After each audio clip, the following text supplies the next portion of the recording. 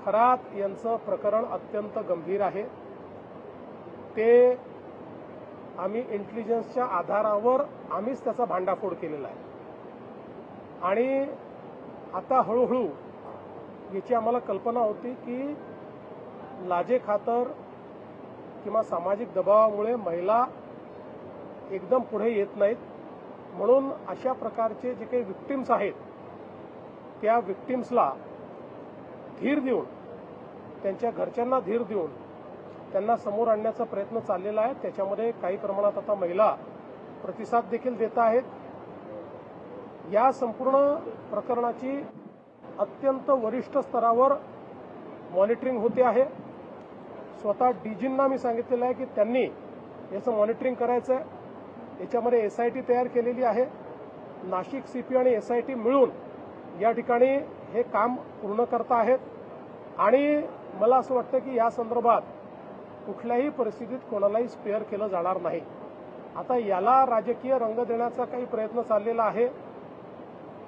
कोणाजवळ काही पुरावा असेल तर त्यांनी तो निश्चित आणून द्यावा, त्याच्यावरही कारवाई होईल। पण विनाकारण प्रत्येक गोष्टीला केवळ राजकीय रंग। आता अनेक लोक जायचे, विरोधी पक्षाचे कोण कोण गेले त्यांचे मी पुरावे देऊ शकतो। माझ्याकडे सर्वात जास्त तर माझ्याकडे पुरावे आहेत याचे, पण ते पोलिसांकडे आहेत, ते पोलिसांचं काम आहे, ते माझं काम नाही आहे।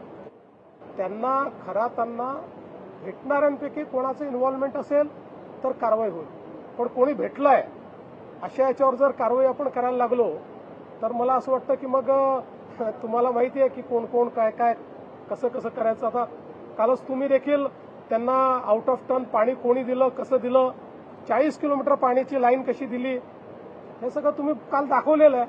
त्याच्यामुळे मला असं वाटतं की याच्यामध्ये राजकारण करू नये, हा महिलांच्या डिग्निटीचा प्रश्न आहे।